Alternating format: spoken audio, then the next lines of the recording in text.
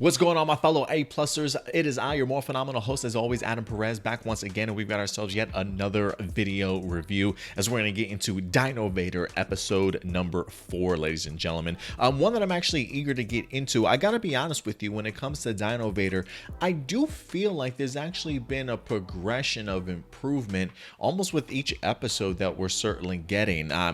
These episodes, I feel like as we've gone through 1 through 4 so far, I don't necessarily feel like the writing team has been slacking at all. If anything, it almost feels like they've been experimenting a little bit. We've had little hints of humor over the past couple of episodes. We even get that again towards the very end here as we have ourselves a pretty significant storyline. You know, the idea of your main characters being brainwashed, one character having to kind of overcome the odds, if you will, standing up to her friends, hopefully that their bond and friendship and chemistry, once they actually see her face, would kind of break them from this sort of brainwashing and attacking her sort of thing, and really kind of come back into the fold. And I just think storytelling like that is pretty powerful in the sense that this is just an independent sort of tokusatsu series itself, right? I feel like out of watching what Studio Giga has in fact done with Waku Saver and now Dinnovator,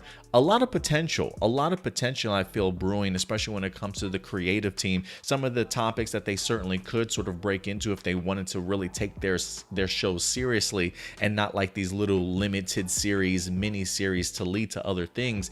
I really enjoyed this week's episode. I actually thought it was probably the best one that I had certainly seen so far. We had ourselves a formidable foe from the Vionaters in here. Clearly a huge obstacle for Miku, our Vionnater character, to certainly overcome. And even overcoming all that against her own comrades, to be able to wrap up this episode with a little touch of humor, I thought was actually a really sound strategy, and one that really made me enjoy this particular week's episode, if I could be perfectly honest with you guys. I think I was even more surprised that I found myself as invested in these characters as I certainly thought going into episode number 4. I am kind of curious to know if this is the last episode that we're certainly going to be getting. I personally would like to see more, and the only reason why I ask that, especially for episode 4 here being the last, we literally also just wind up getting a trailer for a brand new series that Studio Giga wants to go ahead and start premiering this September 17th, so on Friday. I'm so used to the idea that once we get a brand new trailer and we have a new series, that usually means that's it for the series that we're doing. Before it happened with Waku Saver, even though we did get ourselves in episode 6, the episode 6 unfortunately was more porn related, more adult, mature themed sort of related. You know what I mean? The climax, no pun intended, for that particular series in Waku Saver came in episode 6, and I'm wondering if the same thing is going to happen here for Dinnovator. I wonder if the next episode, episode 5, maybe won't be released on YouTube because of the fact that it's the not safe at home sort of not safe at home work sort of thing. I can't remember what the acronyms are. But clearly, the more adult, mature, themed stuff, I am wondering if that's what episode number 5 of Dinnovator is certainly going to come out to, simply because of the fact, again, that we did have ourselves a brand new trailer for a brand new series from Studio Giga. So we'll see what happens. I'm really hoping that we do get ourselves just another casual episode of Dinnovator for episode 5, but we'll definitely go ahead and keep you guys posted. But when it comes to this episode, first and foremost, I got to say, I really did enjoy the villain in here, having the ability to go ahead and mind control. So we did have ourselves a new Vionnater this week that takes advantage of the fellas being around without Miku in here. I feel like for the most part we've seen the Vionnaters attacking Miku first. This time around they decided to go ahead and attack her comrades, so that they could go ahead and actually manage to brainwash them, and that's exactly what we wind up seeing. And when Miku does eventually arrive on the scene, she's got her comrades that she certainly has to face. And I do love the idea that she plays it smart in the sense that she knows while she is clearly becoming stronger and training more and can hold her own, the idea of having to face off against the two comrades that are clearly teaching you yeah, you're clearly not going to have the advantage, nor are you going to win this match. But I'm glad that she at least knew that and certainly didn't try, and instead she made the decision to go ahead and take out the Vionnater,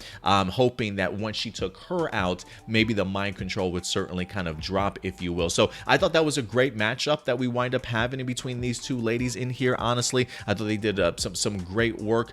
Clearly, unfortunately for Miku, they do stop her from attacking the Vionnater here this week until they're actually removed from their brainwashing. And I love the fact that Miku decides, let me handle her. Let me handle her by herself. Like, I've got a big bone to pick with her, and I thought that was fantastic. So whoever again continues to do the costume designs in here win me over. I thought the Vionnater in here this week with the blue tutu and the blue helmet and the sword, I thought she looked absolutely great, enough to clearly make the rest of the Dinnovators her slave, which I just thought was a really fun storyline for them to go ahead and tackle. But the action was unbelievable. Not only Vionnater versus Miku, but just the long drawn-out action sequences that they continue to have, especially the utilizations of the weapons. It's all there for me that I'm really eating up each and every week. And then last but not least, we did get, in fact, the opportunity to see Witch Delgara again, who has been the Vionnater that's really been pulling the strings behind the scenes. We saw her in the very first episode. I think she also tried to pretend to portray a police officer to draw Miku sort of into her trap. And we do see the Witch Delgara in here spouting off and just really bragging about the idea that she's got a secret weapon, a new warrior. And we've seen silhouettes, we've seen the shadows of this warrior, still keeping it very top secret. We haven't even seen what the design is, but I'm pretty sure it's probably going to be on par with that of the Dinnovator disguise. So is this going to be an evil Dinnovator that she's coming up with? I don't know, but I'm eager to see exactly what this ultimate weapon that she's ready to go ahead and activate is going to be all about. And I do find it interesting that if there's anybody that Witch Delgara is certainly after, it's definitely Miku, as she plans on not only capturing her but utilizing Miku's energy to even activate this secret warrior of hers. So interesting plan. Whether or not they'll be able to execute it, we'll certainly see. But again, I feel like the creative writing team for this series, each episode has done something just, I don't want to say overly unique, but has at least pushed the envelope a little bit to show what they're capable and just the different types of plots and elements that they can certainly include in their episodes. And I enjoyed it. And again, the humor certainly pops up towards the end as we wind up seeing Miku trying to convince her comrades that after everything that she's been through, trying to go ahead and bring them back,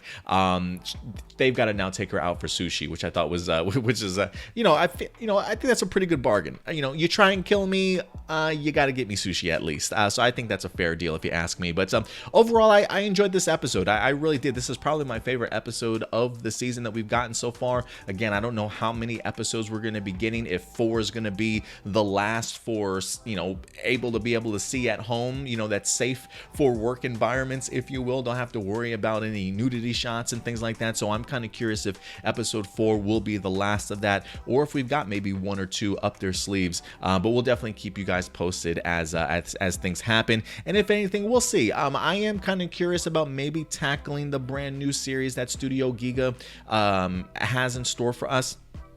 Simply because of the fact that it feels like, they went very Super Sentai and Waku Saver. They went very Metal Heroes in here. And now it seems like they're going more ninja samurai style, if you will. Kind of harkens back to like Kaku Ranger, it reminds me of Ninja and things like that. So I would be fascinated to see how they tackle that concept also. They've got me 2 for 2 so far. So I'm definitely looking forward to seeing what they do with their new series. And again, I'm really keeping my fingers crossed and hoping that this pushes, I hope them experimenting and doing things like this really allow them to decide one year, you know what, let's do like a 20 episode series or like a 25 episode series and really see what they can sink their teeth into. I would be really fascinated. But guys, listen, when it comes to Dinnovator episode number 4, what did you guys think? Some of the pros, some of the cons. Let your thoughts be known in the live chat or the comment section box below, guys. But other than that, I think that's going to do it for us here today. So thank you very much for joining us. Until next time, do us a big favor. Take care of yourselves. Take care of each other. And as always, keep it A+. I'll talk to you guys later. Bye.